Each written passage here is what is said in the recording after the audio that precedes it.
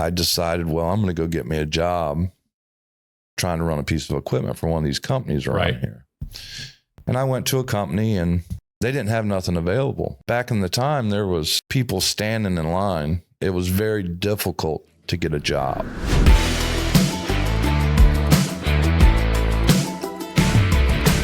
All right, everybody, welcome to the Burgess Civil Podcast. I am Ben Burgess, the founder and owner of Burgess Civil, and I'm also your podcast host today. One of the things that we've talked about we want to do with our podcast is really spotlight our people. We always say in the organization, our greatest asset is our people. And I follow a lot of different construction podcasts and I listen to a lot of different podcasts. In many cases, people are spotlighting owners and presidents of companies and things like that. Well, we want to take a little different spin on this podcast and really share the story of our people, a lot of our people that have come up through the trade and created great opportunities for themselves and their families through the construction industry.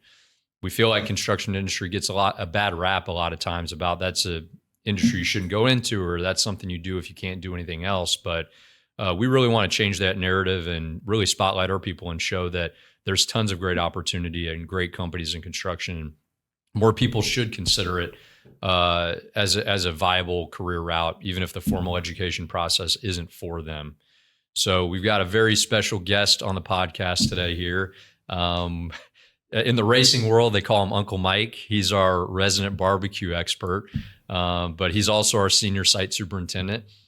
He's our longest tenured superintendent here at the company, and he's been a great mentor for many people. I think for anybody that listened to the first podcast, you heard Assistant Superintendent Russell Vent bring up Mike Wacaser's name a lot of times.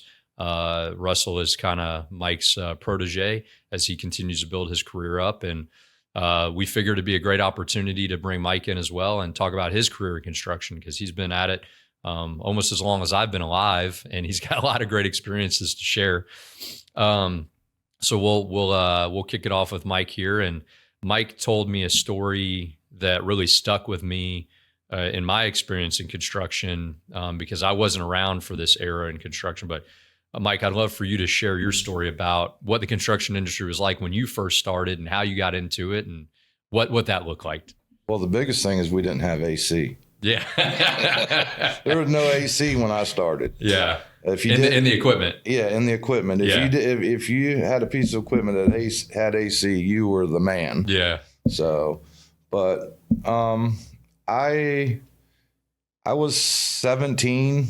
A friend of mine had a friend of mine's dad owned a construction company, and in the summer, I would work for him. Okay. The first piece of equipment I ever got to run was a 615 Michigan scraper with a big old Detroit on it.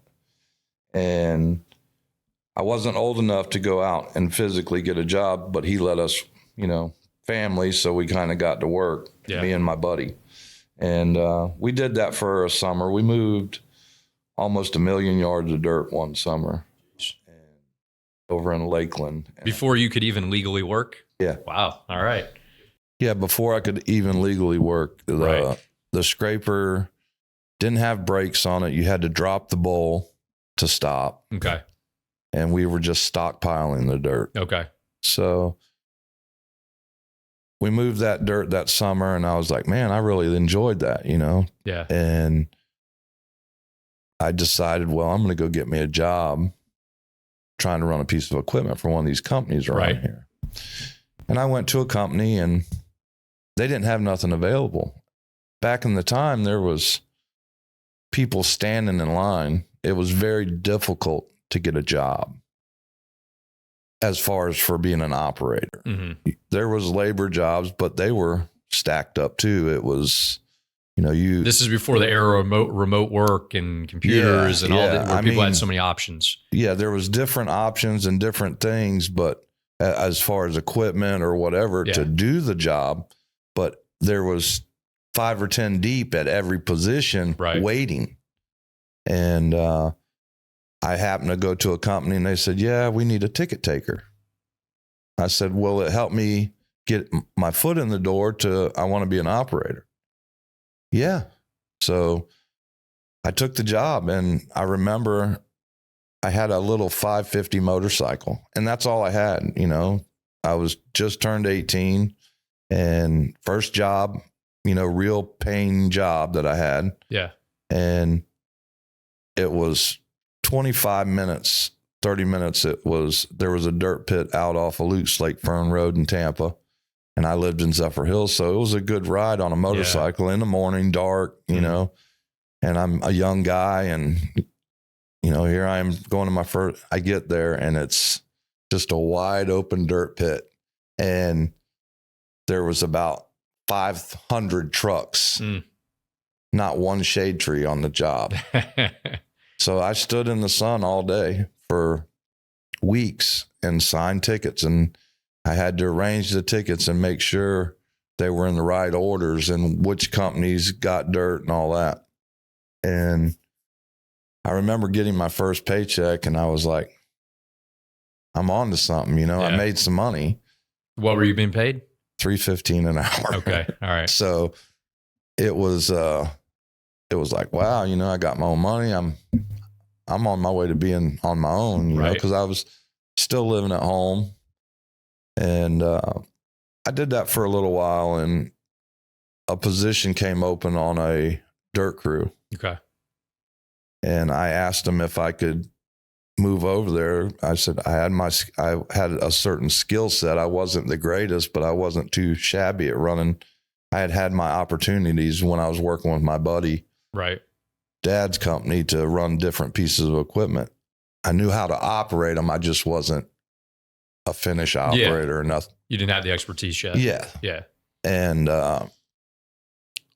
he said, yeah, we could probably do that. So I went to work for a guy and on his crew, and he let me run the loader. Well, it was a root rake. And I never forget. And I was still making $3.15 an hour. Right. And I never forget. I would go to work in the morning, clean. When I would go home in the afternoon, I would just be covered in black soot because back then they burned everything. Oh, gotcha. Yeah. There was no grinding or any of that. Yeah. We burned everything. Yeah. And you sweated all day, no AC in the cab. It was a tough job. Yeah.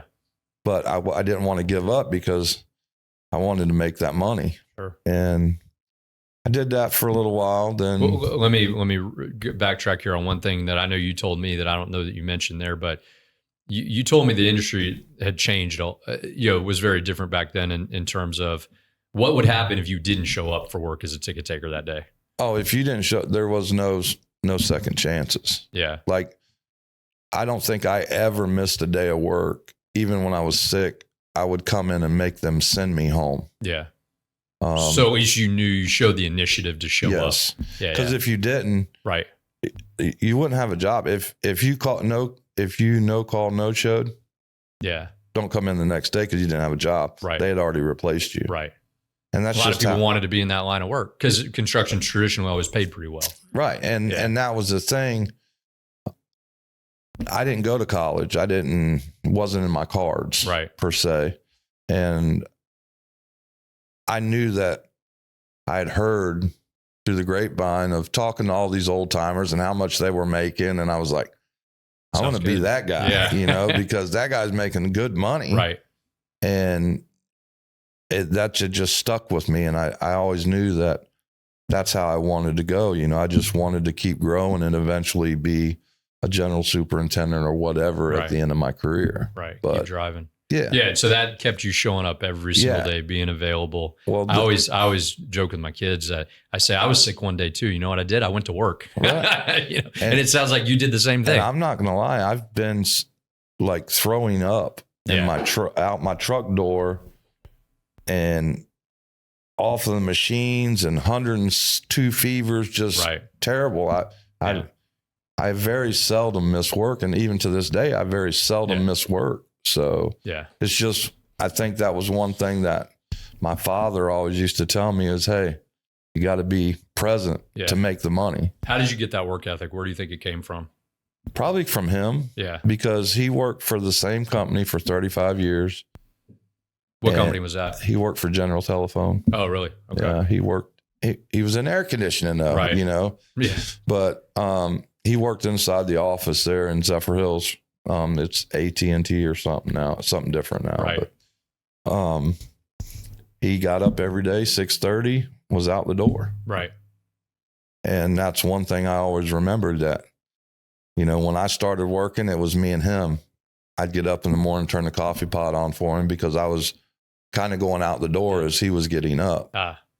And even you're both in the real world now. Yeah. Yeah. And he always used to joke me. He said, yeah, if you'd went to college, you probably wouldn't have to get up till 8. I said, because he knew that I liked to sleep in when I could. But, and that's stuck with me through the years. I mean, even today, right, I'm up 4:30 every morning. I very seldom use my alarm clock. Yeah. So that's cool. But that's probably where I got it from, is because when he got up, everybody got up. Right. That's when the day starts. Yeah. And even in the summertime when I was off from school, when he got up, we got up. Right. Gotcha. So, just kept going. Yeah. Your body's just programmed at this point. Yep. So yeah, you talked about that progression. You start as a ticket taker, then you get the opportunity to get on a piece of equipment, and then kind of tell us how your career progressed from there. Like what scopes of work did you do? What did you find interesting? How did you kind of find your path over time? Just share your experience. Well, so I work for the particular company that I started out with. I worked for them for, I want to say 4 or 5 years, and I did a lot of dirt work. And I remember the owner coming to me and telling me, because the dozer that they put me on was a straight blade D6, and it was cable, and it had like 6 levers on it or whatever, and it had a pony motor. Okay.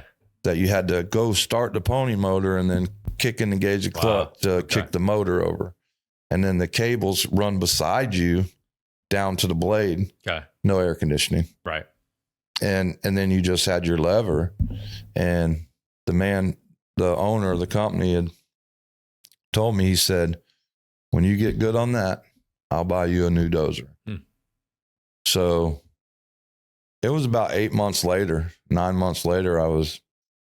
I'd been running that dozer every day, taking care of it, greasing it, and never broke down or nothing, fortunately. And one day I looked up, and here come a brand new D3 on transport. And I thought one of the new Finnish guys was getting a new dozer. And my foreman called me over. He said, Mike, there's your new dozer. So he upheld his end of the bargain. Yeah. And it made me feel good. But I also had put that work in. Mm-hmm. Right. I learned how to start cutting a slope with a straight blade that doesn't have the angle or the tilt, and you start cutting on one side and you just keep cutting that way until you get to what your slope is, and then you can go on. Right. And vice versa if you wanted to go the other way. So, but I did that for a while, and I did like dirt work. But then my buddy was into pipe work, so I wanted to, we wanted to be on the same crew together. And well, actually, I take it back. He was doing road work at that time, and we wanted to be on the same crew together. And so it's not used so much now, but back then they used a lot of soil cement. Mm-hmm. And I was getting to where I was really good on that D3, and they had their own pug mill where they made the soil cement and stuff. So he was doing road work. I got on his crew because he had a guy that quit, and I asked for a transfer. They put me there, and we worked together building parking lots and doing road work. And I still ran the dozer, and I would go in and clip it and get it real close, and then he would come behind me and click it. But I told him, I said, man, I'm not interested. The road work. Yeah. I felt it was too easy. Okay. My biggest thing in my life is I'm always wanting to be challenged. Right. If I get bored, then I lose interest. And I went and got another job with another company. And the first night we were working nights, and I walked up on the job, and there's a little guy. He was 5'1" maybe. But when he talked, you would have swore he was 8 foot. Yeah. He screamed and hollered at you all day. And but he was a great mentor. Right. Okay. Really? So you'd consider him a good boss, even though he was old school and kind of that old school, screamer type. Yeah. He was just in your face, straight up, whether you wanted to hear the truth or not. Right. And you were going to do your job or you weren't going to be there. Right. He had goals that he wanted to accomplish every day, and we were going to meet them goals. Yeah. And we were going to meet them in the time frame. Right. Right. But I know your style is very different than that. And you've kind of, the mold is changing in the construction industry in terms of the way people lead and manage and the way that they talk to their people and care about their people. So tell me a little bit about like some of your experiences back then, how the industry was, we say it's a full contact sport. It can be rough and tumble, right? But you've got a different way of kind of getting your point across, I feel like. I do, but I can tell you this. When I was a pipe foreman, we kept boxing gloves in the trailer. And that is honest to God truth. Yeah. If you needed to settle something. Me and another foreman at the time, we both had boxing gloves in our trailer. And at lunchtime, because you would hear them arguing at lunchtime, they'd go out behind the trailer and box it out. I don't know how you'd have the energy in the Florida heat to do all that. Well, there's a way to settle it. It was over and done with, and we went back to work. Mm-hmm. Sometimes some of them might have wanted the rest of the day off. Yeah. And that was fine. Right. But the crews your people didn't come and go as fast. Right. As they do now. Right. Like I had the same pipe crew for 9 years. Right. I didn't lose one person. Right. But we were all close knit. We were a family. And now in today's society, you can hire a guy today and he might not be here tomorrow. Right. Sure. And it's just because he doesn't till lunchtime. Yeah. They might not make it an hour. Yeah. And the thing is, they're getting paid 2 and 3 times more money now. Yeah. Than what they were when we were doing it. Right. And you know what? The work hasn't changed. Sure. It's the same work. Yeah. So that's what I always kind of crack. I look back and I think about, this guy here is wanting this amount of money and I did the same job. Yeah. For $5 an hour. Right. But what about your style as a leader and manager? Well, so my little boss man, after being with him for as long as I was, and my buddy, because my buddy was very vocal. Mm-hmm. And I always told myself that I'm never going to be a boss like that. Yeah. I'm going to try and treat my guys with respect and try and do a different approach to that. And I did. I mean, because at the end of the day, we're all here to do a job. We're all here to work. We're all here to make money. We can go home and argue with our wives. We don't need to be arguing at work. Yeah. And I think that probably 90% of the people that's ever worked for me would probably come back and work for me because I have really good relationships with them. Mm-hmm. A lot of my stuff that I did is I didn't really keep a lot of the relationships work. I asked them how their families were doing.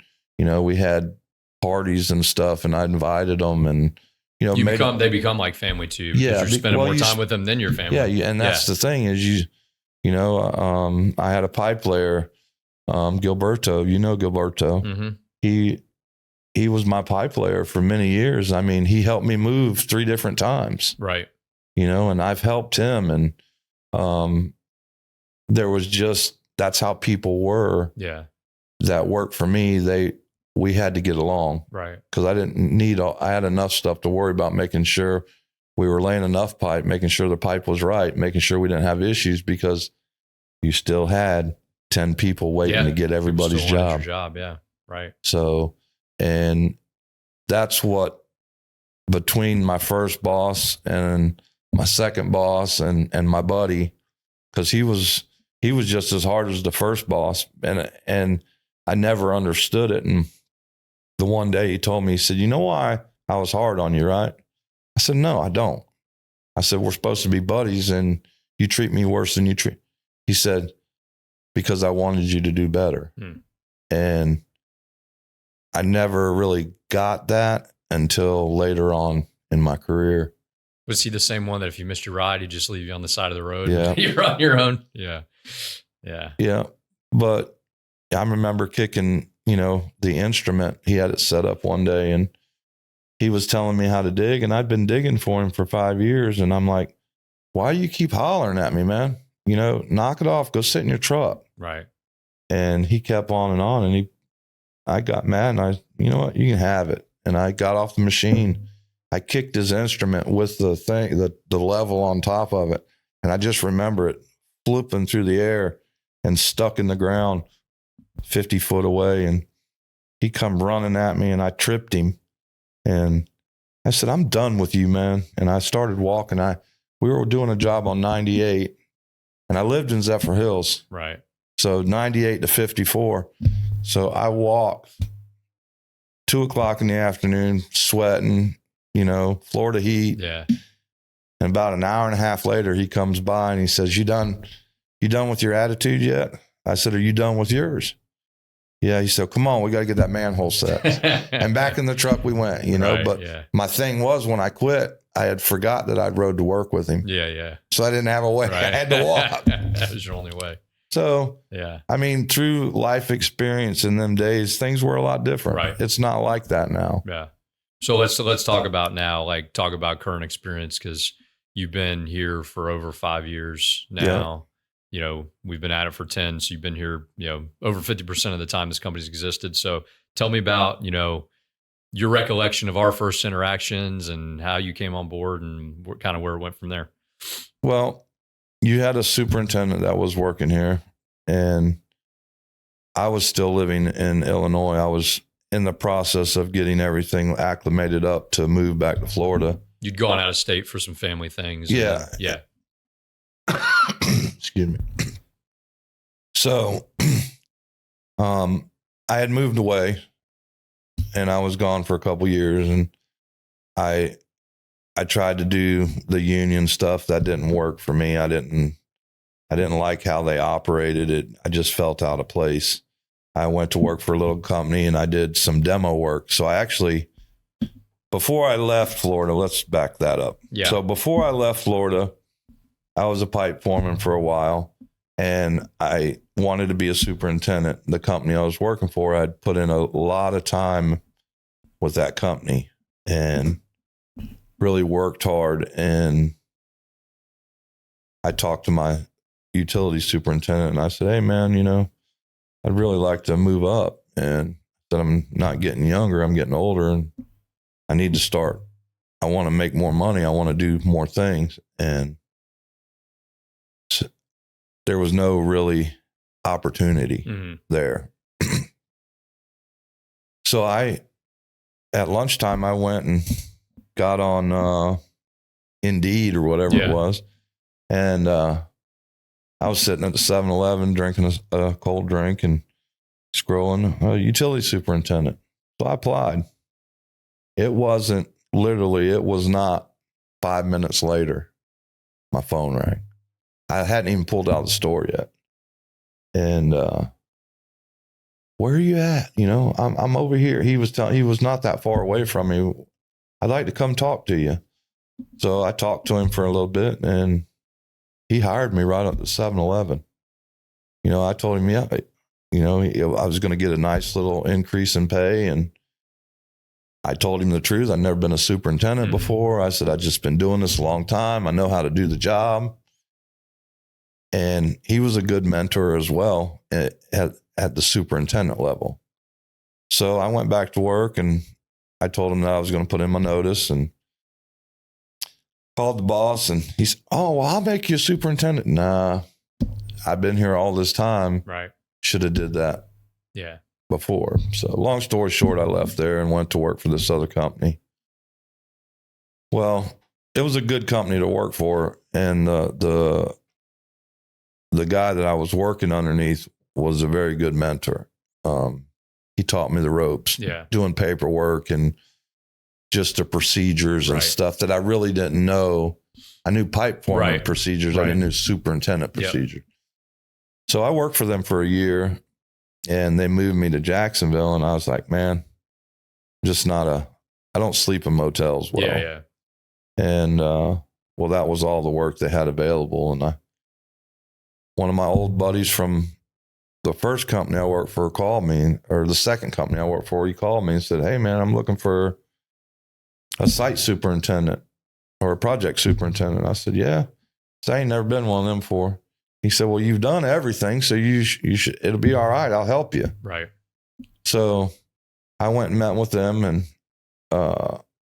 when I was home for that weekend, I went and had breakfast with them and him and the owner of the company, and they offered me a job, and I said, let me think about it, and I'll let you know. I'll let you know Monday. So I ended up saying, yeah, let's try it. And once again, I had a couple of guys that worked there that I knew.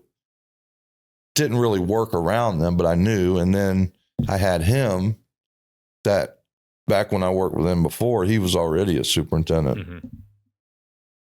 So he was my mentor, making sure I was looking at the paving and all the correct stuff on how to build a job.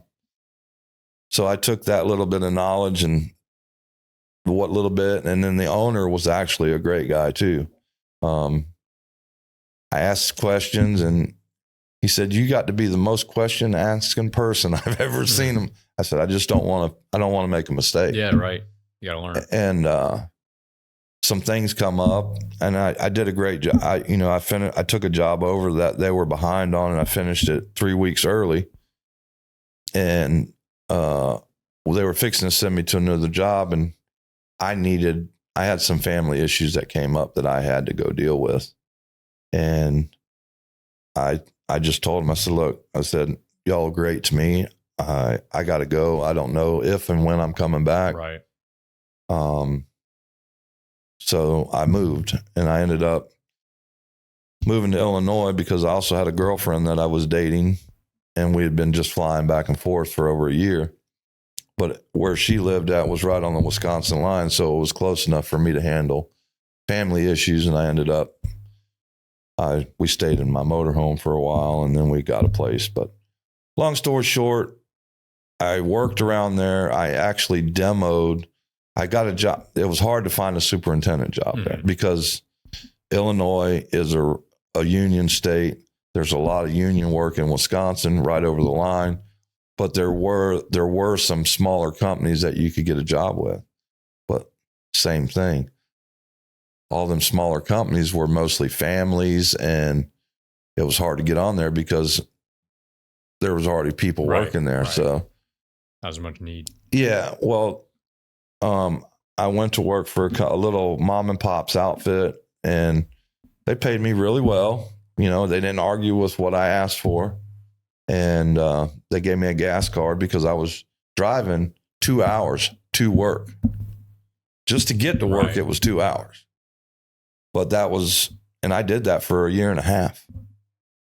And it was a good outfit. They treated me well, took care of me.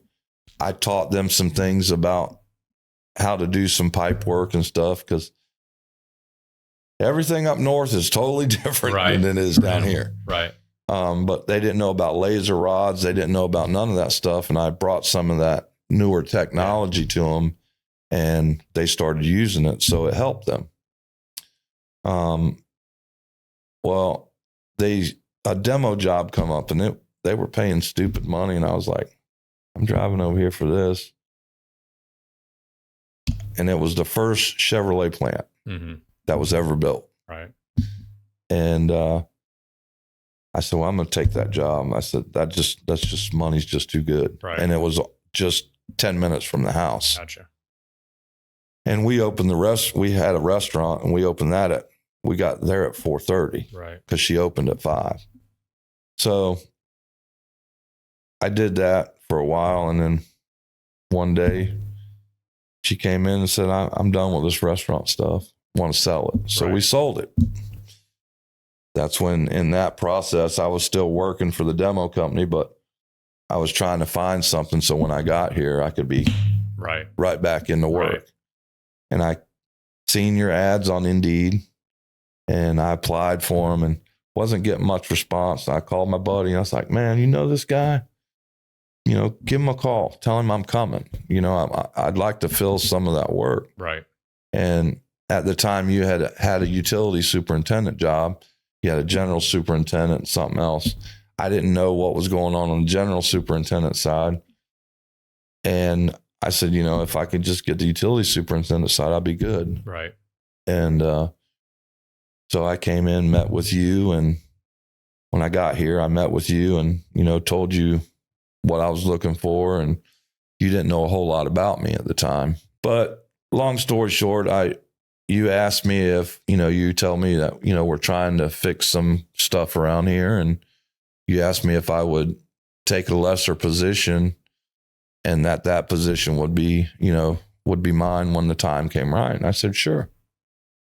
So I ran a pipe crew for you for a while. We went and dug up a bunch of pipe and fixed some stuff and got things turned around and going in the right direction. I felt the company was starting to get better.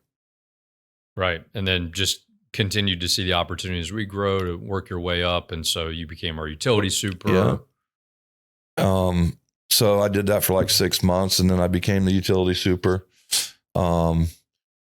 Then somebody came up with this big idea to make us all site supers. And I became a site super, which I didn't like it because I never really cared for doing the road work and the dirt work. But when it happened, I was kind of excited because it was more challenging. Right. Now I've got my hands in everything. Right. So the more I had my hands and stuff and seeing the different aspects of the job, I hadn't seen that since I was young. Right. Because I was starting in the dirt and then I moved to roads and I hadn't seen a lot of that stuff. So it was more challenging. And then your willingness to learn. Yeah. Yeah. And I felt it was better for me and it was going to help me with my career as well. Yeah. So, and then, here we are today. Cool. All right. Well, I got a couple things and then I want to wrap. So, again, a lot of the focus here we want to talk about is why should people be interested in construction? So you've shared your story. It's been a long, winding path, but it's been a positive one for you. You've created a lot of success for yourself and for your family. So, if there's an 18-year-old kid that's thinking about a career in construction, why should that person do it? And that's the thing that if you just put in the work, and there's good people here in this industry. I say it all the time. Burgess has probably the best group of people that I've ever worked with. And the reason I say that is because they're all willing to learn or mentor you and help you. Mm-hmm. My phone rings all the time and it's like I was always the I don't know how you say it. The dumbest question is the one you don't ask. Never gets asked. Or never gets asked. Yeah. And Russell's a perfect example. He probably calls my phone 300 times a day. And I answer it every time or I call him back because I want him to know that I'm here for him if he needs me. Right. Supporting him. And any young person coming out into this industry, and if they just apply themselves, make themselves available, and do the right thing, the sky's the limit. Sure. Because there is people in this industry that will train them. If not, come to Burgess, we'll train you. Absolutely. Yeah. We create the opportunities and promote from within. So what do you, so how old are you now? 54. 54. I'll be 55 in a few months. Coming right up. All right. So what does the rest of your career at Burgess look like? I don't know. My career path here changes daily. So we keep challenging you. Yeah. And I know that I'm going to be here for a long time. Yeah. And it's been very rewarding. Especially when I look back where I started and that young guy to where I am now. And I see the young men and women that are in our company. Yeah. A lot of them remind me of me. Right. Because there is some out there that are hungry that want to. And those are the ones that I'm going to spend the extra time with. Mm-hmm. Not that I'm not going to spend time with everybody, but there's just... You start to identify the ones that can be mentored. Exactly. And then you invest and pour into those people. Yeah. Just like you have me. Right. And it's very rewarding for me. Like I've always told you, some kind of legacy that I want to leave behind in this industry is that, hey, that guy knew his stuff. Right. He was a good guy. He would do anything. Yeah. And that's what I want people to think of me when I leave here. Right. I want my statue over there in the corner. That'll be your lasting legacy as a mentor, leaving other people. Yeah. Yeah. So cool. All right, man. Well, I appreciate it. Anything we missed that you want to add while we're on here? No, we're good. Okay. I got to go to work now. Yeah, I got you. You got to go keep mentoring, and we got to go find those right people to bring in here to continue. That's for sure. Yeah. But there's a good family here, and if you're out there and you're looking for a job, come see us. There you go. You heard it from the man. You heard it here first. All right, Mike, appreciate your loyalty and dedication, and thanks for coming on today. Not a problem. Thanks for listening to the Burgess Civil Podcast. If you like this content, please make sure to give us a like, a subscribe, and a share. Let your friends know about it. All the details of how to follow us will be in the description, and we hope you'll continue to follow us on our construction journey.